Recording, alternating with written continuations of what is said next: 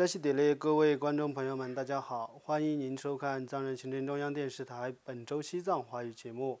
今天是藏历2145年7月13号，公元2018年8月24号。今天的主要新闻有：达赖喇嘛尊者接见550愿景青年论坛与会代表；藏人行政中央庆祝印度独立72周年；达赖喇嘛尊者致吊印度前总理阿塔尔比哈里哇杰帕伊；达赖喇嘛尊者致函哀悼联合国前秘书长科菲安南。下面请看详细内容。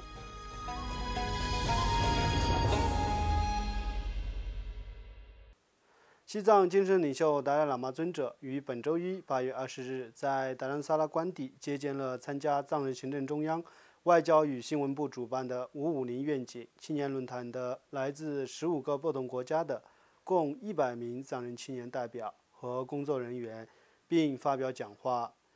在15分钟的接见时间里，达赖喇嘛尊者谈到了对西藏丰富文化和宗教教育的信念。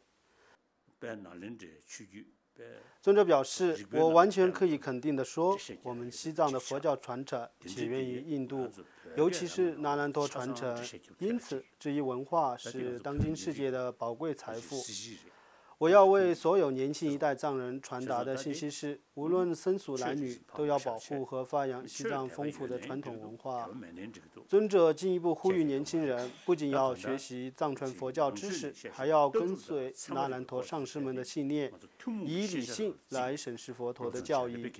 尊者还指出，基于我自己与西方科学家和学者30多年对话的经验，源自那兰陀传承的藏传佛教的逻辑学，使西藏的僧侣能够与科学家交流互动。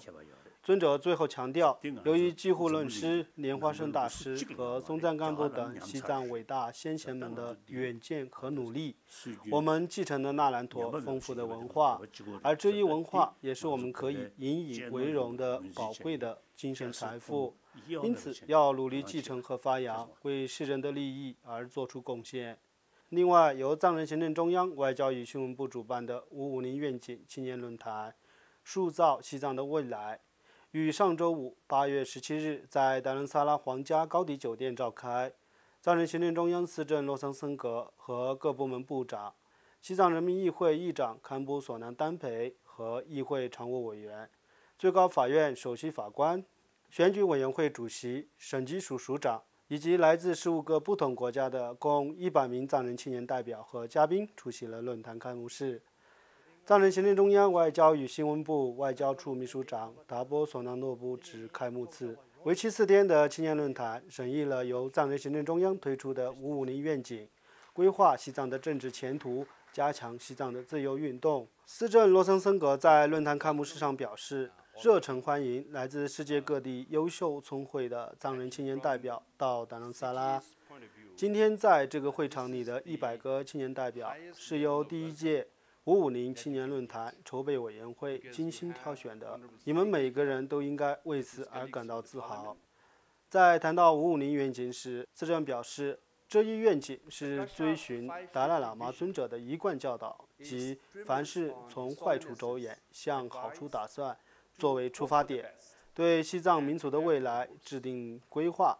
司政继续表示，我记得非常清楚，在2012年觐见达赖喇嘛尊者时，尊者告诉我，你作为领导者的主要职责就是把西藏运动不断推向前进，要做到我在与不在毫无二致。尊者的这番话让我感到震惊不已，顿时不知所措。毫无疑问，对于我们的根本上师，西藏事业远比他自己重要。因此，经过多年的规划后，高恰在2017年推出了550愿景，其总体目标是在5年里恢复西藏人民的自由和尊严，让达赖喇嘛尊者返回西藏，并在未来50年内继续维护和发展西藏民族的宗教文化和民族特色，同时为增强民族凝聚力和西藏争取自由创造条件。For our Tsawe Lama, the great 14th Dalai Lama of Tibet, the democratic movement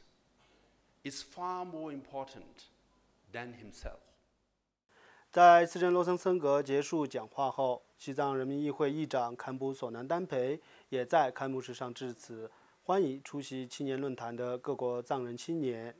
随后，藏人行政中央外交与新闻部新闻处秘书长夏尔林达珍发言，感谢与会的各界代表，并呼吁全体会员在4天的会议期间发挥各自的擅长，为西藏未来的政治大计找出一个长远的目标。此外，上周三8月15日是印度从英国殖民统治下获得独立72周年的国庆日。藏人行政中央在嘎沙办公楼前举行了升印度国旗仪式，斯珍洛森森格主持升旗仪式，藏人行政中央各部门部长、秘书长和高层官员等出席了仪式。斯珍洛森森格在当天接受媒体采访时表示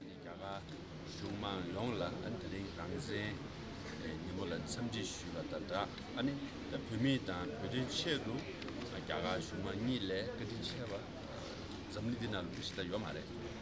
disonza ani ningtagunne tuchana shwedi position kadine ya ani yaga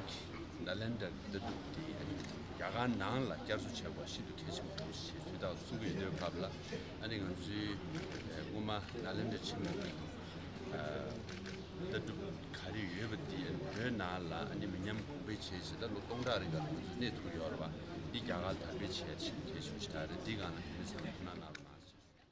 随后，斯珍还称赞了印度在过去70多年来从经济、政治、教育等领域所取得的巨大成果。另外，上周四8月16日晚，曾3度出任印度总理的阿塔尔·比哈里·瓦杰帕伊在新德里印度医学院不幸逝世，享年93岁。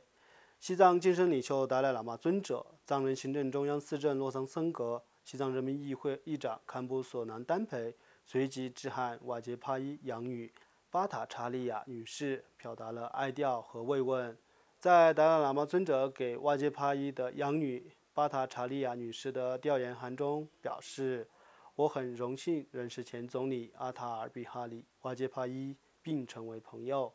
我们在他任职期间经常见面，退休后我继续在他家拜访他。前总理阿塔尔·比哈里·瓦杰帕伊是一位很有魅力的政治家。随着他的去世，印度失去了一位杰出的国家领导人。他对西藏人民的鼎力支持始于20世纪50年代末。从那时起，他经常在国会呼吁印度政府要以坚定的立场极力支持西藏问题。而藏人行政中央司政洛桑森格在哀悼信中表示，我为失去阿塔尔·比哈里·瓦杰帕伊总理这样一位伟大的领导人而感到悲伤。他是印度的政治巨人，也是西藏最强大的支持者之一。1959年，西藏被中国入侵和占领时，前总理瓦杰帕伊曾为西藏问题发声。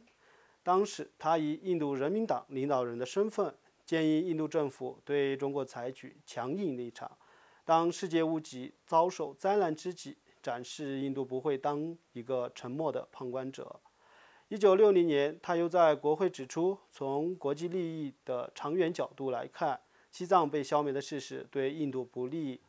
西藏人民议会议长堪布索南丹培在调研信中表示，前总理瓦杰帕伊在印度倡导民主而受到人民的爱戴和尊重。因此，他获得了印度国民最高荣誉奖章。他是一位具有独特远见的领导人，在他的领导下，印度人民迈向了更加进步、和平的大道。毫无疑问，前总理瓦杰帕伊的离世，印度失去了一位伟大的领导人，也为政坛留下了巨大的空白。议长还写道，自20世纪50年代以来，前总理瓦杰帕伊先生对西藏自由事业做出了坚定不移的支持。他曾多次在印度议会为西藏问题发声，并且始终尊重达赖喇嘛尊者。因此，感谢您为西藏人民所做的一切。总理阿塔尔·比哈里·瓦杰帕伊将永远留在我们的心中。请继续收看今天的最后一则新闻。总部位于日内瓦的科菲安南基金会于当地时间8月18日宣布，该基金会创始人、联合国前秘书长、诺贝尔和平奖获得者科菲·安南于当天因病在瑞士伯尔尼市一家医院逝世，享年80岁。西藏精神领袖达赖喇嘛尊者、藏人行政中央司政洛桑森格致函逝者安南的家属，表达了慰问和哀悼。达赖喇嘛尊者在给逝者安南的遗孀纳雷安南女士的调研信中表示：“我钦佩安南先生在履行联合国秘书长职责期间的决心和所付出的努力。尽管面临着许多挑战，但安南先生一直坚持不懈。他的这一精神使我深受鼓舞。安南先生致力于创造一个更加公正与和平的世界，特别是在维护人权问题方面。2001年，当他和联合国获得诺贝尔和平奖时，他所付出的努力得到了国际社会的认可。即使他从联合国秘书长职位上退休后，仍然在积极地寻求解决世界各地的冲突。安南永远在世界人民的心中。”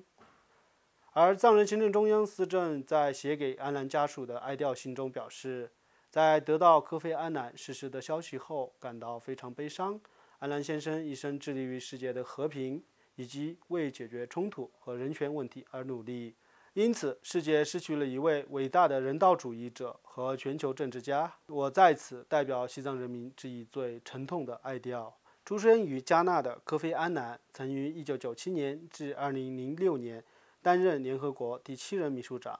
2001年，为了表彰他在任期内巩固了联合国在国际事务中的地位，促进了多边主义的进一步发展，以及他倡导集体安全、全球团结、人权法治，维护联合国的价值观念和道德权威，安南与联合国一同被授予诺贝尔和平奖。